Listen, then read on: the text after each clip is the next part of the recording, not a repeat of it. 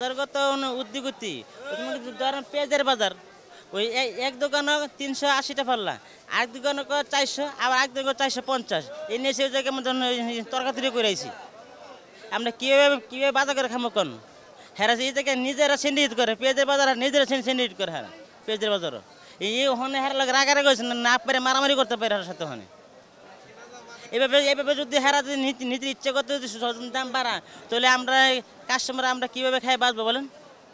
এই হেরার কারণে এই বাজার এই সেন্ডির কারণে বাজার উঠানামা করে। আন্তর্জাতিক বাজার কারণে ঠিকই আছে, কিছু জায়গায় ঠিক আছে। ওই কিছু ব্যবসায়িক যখন মনে করেন একটা গাড়ির যখন আজ না আসে, ওই হারায় টপ করে দাম বাড়ায় দেয়, প্রতি কেজিতে 10টা বাড়ায় দেয়। আর যখন গাড়ি এক লোকে 2টা গাড়ি আসে, 3টা গাড়ি আসে, আবার ইচ্ছে করে হেরা কমায় দেয়। হেরা ব্যবসা সিন্ডিকেট কই আজ গাড়ি আইসে না, বাজার বাড়ছে, অথচ গাড়ি কম ঠিকই আইসে, হেরা গাড়ি আটক করে রাখে। হেরা গাড়ি সে আটক করে রাখা হেরা ইচ্ছে করে দাম যে কোনো জিনিসের দাম বাড়ায় দেয়। মনে করেন লাউ আগে ছিল 30-40, অনেকে লাউ 80-70 করে রাখে লাউ। মানুষের গরিব মানুষকে লাউ খাইতে কিনে খেতে পারবো? আবার কোন জায়গায় 100 বিক্রি করে, আবার কোন জায়গায় একটা লাউ 40 টাকা আবার 30 বিক্রি করে। তো সিন্ডিকেট ব্যবসা আছে না এই জায়গার মধ্যে, অনেক সিন্ডিকেট ব্যবসা আছে। মসুর ডাল কত কত মসুর ডাল গত মাসে ছিল মসুর ডাল 130 টাকা কেজি, আমরা 125 টাকা কিনা ছিল আমাদের। এখন আমাদের কিনে এবার 154-52 টাকা কেজি, আমরা 160 টাকা বিক্রি করি। প্রতি কেজি মসুর ডাল 160 টাকা কেজি হয়েছে, এখন প্রতি কেজি 30 টাকা বাড়ছে। কিন্তু বিগত কয়েক বছর এত দাম বাড়ে নাই, যা 15-20 দিনে মসুর ডালের দাম অনেক বাড়ছে। মোটাটার দাম বাড়ছে কেজিতে 5 টাকা, আর দেশিটা বাড়ছে কেজিতে 30 টাকা। এটা আমরা তো বলতে পারি না, যারা পাইকারি বিক্রি করে তারা বলতেছে বাজারে বাড়ছে এই জন্য দাম বেড়ে গেছে। আর আমরা বেশি দামে দৈনিক কিনি, দৈনিক বিক্রি করি। আমাদের হিসাবে হচ্ছে কমলে কমতি, বাড়লে বাড়তি, যখন যে দাম ওই দামে আমরা বিক্রি করি। কিছু সবজির দাম একটু বেশি থাকার কারণে টানা বৃষ্টি হয়েছে, 10 গ্রামে সম্পূর্ণ জায়গায় পানি। এই সপ্তাহে একটু সবজির দাম কম, গেছে সপ্তাহ থেকে এই সপ্তাহে সবজির দাম কম। যেমন আপনার শসাটার দাম একটু বেশি, 100 টাকা 90 টাকা বিক্রি হতেছে, টমেটো 120-30 টাকা বিক্রি হতেছে, গাজর 100 টাকা বিক্রি হতেছে। আর কাঁচা সবজি নতুন সিম আসছে 200 টাকা, বেগুন 80 টাকা 90 টাকা। সব সবজি গেছে সপ্তাহ থেকে এই সপ্তাহে 10 থেকে 20 টাকা কেজি কমে গেছে এই আর কি। সামনে তো আরও কম নতুন সবজি আসলে। দেশি চালটা আগের মতো স্বাভাবিকভাবে আছে, আর ইন্ডিয়ান চালটা মাত্র নাজির চালটা আছে, অন্যান্য চাল আসেনি। নাজির আর পাইজামটা আসছিল। নাজির চালটা মোটামুটি দাম কমে আছে, দেশি নাজিরের থেকে অনেক কম আছে। ইন্ডিয়ান ভালোটা কিনা ভরতে আছে আমাদের 77 থেকে 78, আর একটু লোকালটা কিনতে হচ্ছে 72 থেকে 73 টাকা।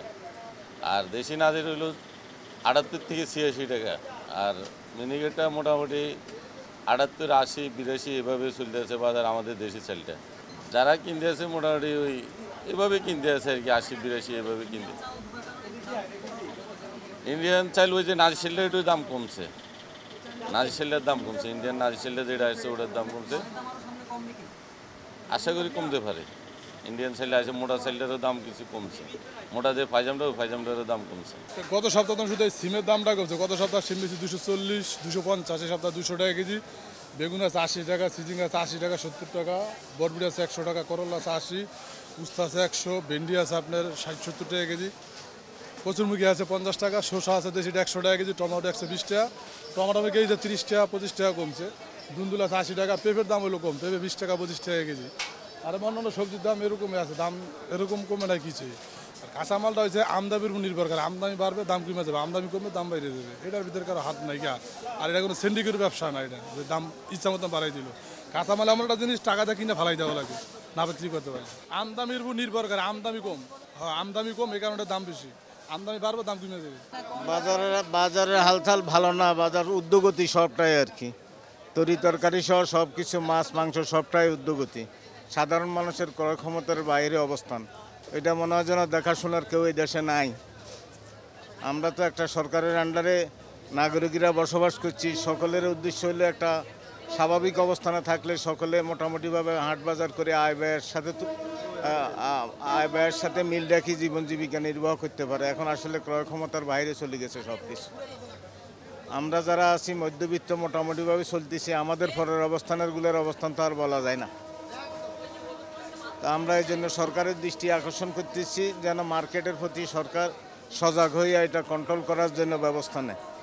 আপনার প্রতি প্যাকেট আটাতে 15 থেকে 20 টাকা বাড়াইছে কোম্পানিটা, কিন্তু বডি রেট বাড়ে নাই, বডি রেট আগেরটাই আছে, কিন্তু কেনাতে দাম বাড়াইছে।